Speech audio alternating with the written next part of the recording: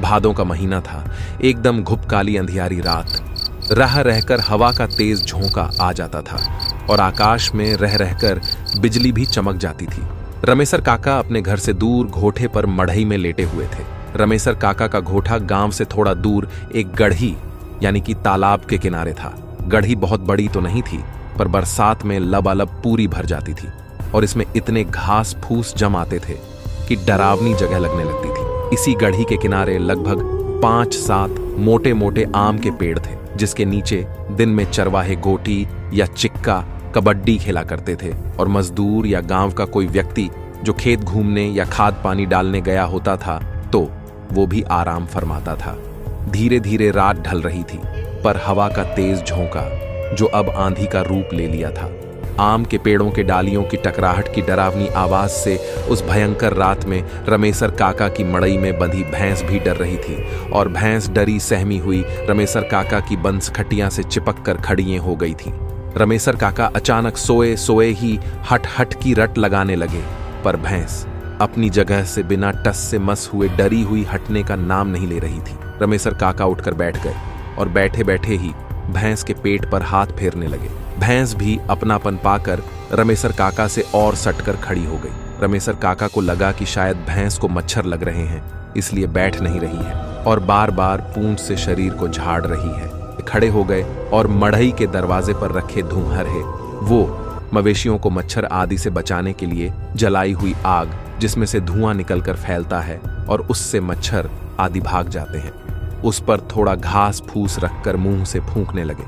रमेसर काका फूंक मार मार कर आग तेज करने लगे और धुआं भी बढ़ने लगा। बार बार फूंक मारने से थोड़ी देर में घास फूस जलने लगी और मड़ई में थोड़ी रोशनी फैल गई। उसी रोशनी में अचानक रमेसर काका की नजर उनकी बंस खटिया पर पड़ी। अरे, उनको तो बंस खटिया पर एक औरत बैठी दिखाई दी।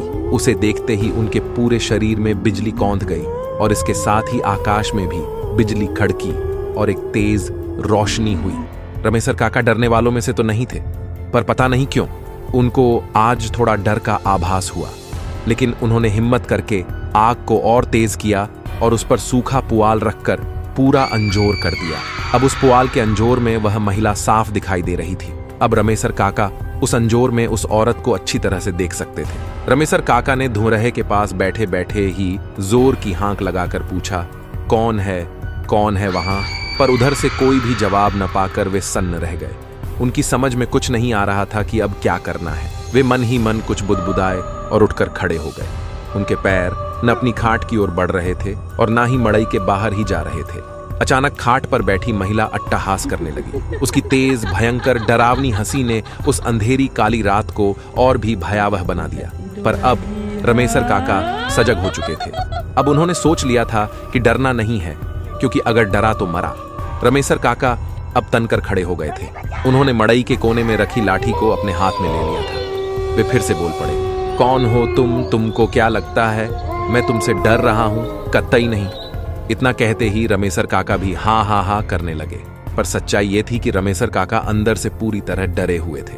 रमेसर काका का यह रूप देखकर वह महिला अपनी जगह पर खड़ी होकर और भी तेज गुस्से में बोली, तो तू डरता नहीं है? बताती हूं मैं तुझे। रमेसर काका को पता नहीं कहां से बल मिला, उनका डर और भी कम हो गया। वे बोल पड़े, बता क्या करेगी तू मेरा? जल्दी यहां से निकल, नहीं तो इस लाठी से मार मार कर तेरा सिर फोड़ दूंगा। इतना कहते ही रमेसर काका ने अपनी लाठी तान ली। वह औरत चिल्लाई, तू मुझे मेरे ही घर से निकालेगा? अरे मेरा बचपन बीता है इस मड़ई में, ये घर है मेरा, मैं बरसों से यहीं रहते आ रही हूं। पर पहले तो किसी ने कभी नहीं भगाया, यहां तक कि भैया, कुछ ग्रामीण क्षेत्रों में पिताजी को भैया भी कहते हैं, ने भी कुछ नहीं कहा। अब पता नहीं क्यों रमेसर काका का गुस्सा और डर दोनों ही कम होने लगा। उनको अब ऐसा लगने लगा कि जैसे उनके सामने जो औरत खड़ी है उसको वे जानते हैं और उसकी आवाज को भी पहचानते हैं। रमेसर काका अब लाठी पर अपने शरीर को टिका दिए और दिमाग पर जोर डालकर यह सोचने की कोशिश करने लगे कि यह कौन है, और अगर पहचान की है तो ये चुड़ैल के रूप में भयंकर विकराल चेहरे वाली क्यों है? ओह, तो यह बलेसरा बहन है क्या? फिर अचानक उनके दिमाग में कौंधा, नहीं नहीं, यह बलेसरा बहन नहीं हो सकती, उसे तो मरे हुए 2500 साल हो गए। अब रमेसर काका अपने अतीत में जा चुके थे। उनको सब कुछ याद आ रहा था। उस समय उनकी बलेसरा बहन 12 से 14 साल की थी और उम्र में उनसे 3-4 साल बड़ी थी। चारा काटने से लेकर गोबर गोहाठार करने में दोनों भाई बहन साथ साथ लगे रहते थे। एक दिन दोपहर का समय था और इसी गढ़ी पर इन्हीं आम के पेड़ों पर गांव के कुछ बच्चे ओल्हा-पाती खेल रहे थे। बलेसरा बहन बंदरों की तरह इस डाली से उस डाली उछल कूद कर रही थी। नीचे चोर बना लड़का पेड़ों पर छड़े लड़के लड़कियों को छूने की कोशिश कर रहा था। अचानक कोई कुछ समझता, इससे पहले ही बलेसरा बहन जिस डाली पर बैठी थी वह टूट गई और बलेसरा बहन औंधे मुंह जमीन पर गिर पड़ी थी। सभी बच्चों को लकवा मार गया था और जब तक बड़े लोग आकर बलेसरा बहन को उठाते तब तक उसकी मौत हो चुकी थी। रमेसर काका अभी यही सब सोच ही रहे थे कि तब तक उन्हें उस औरत के रोने की आवाज सुनाई दी, बिल्कुल बलेसरा बहन की तरह। अब रमेसर काका को पूरा यकीन हो गया कि यह बलेसरा बहन ही है।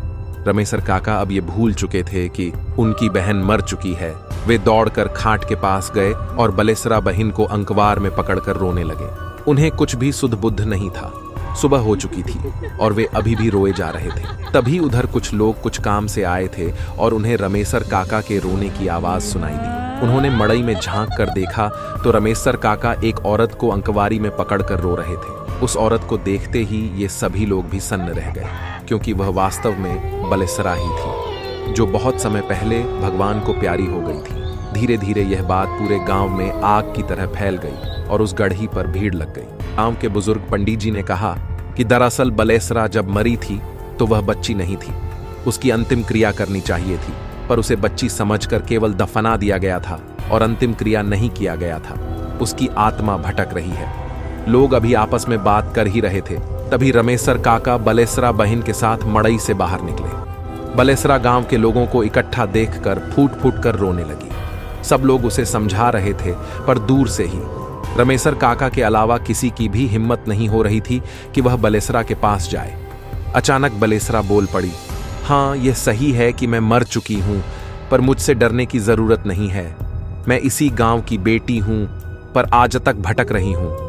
मेरी सुध कोई नहीं ले रहा है।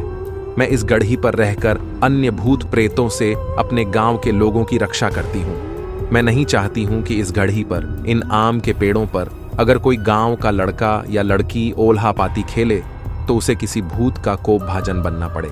इतना कहने के बाद बलेसरा रोने लगी और रोते रोते बोली, मुझे एक प्रेत ने ओल्हा पाती खेलते समय धक्का दे दिया था। आगे बलेसरा ने जो कुछ बताया उससे लोगों के रोए खड़े हो गए। बलेसरा ने क्या क्या बताया, इसे जानने के लिए इस कहानी की अगली कड़ी का आपको इंतजार करना पड़ेगा।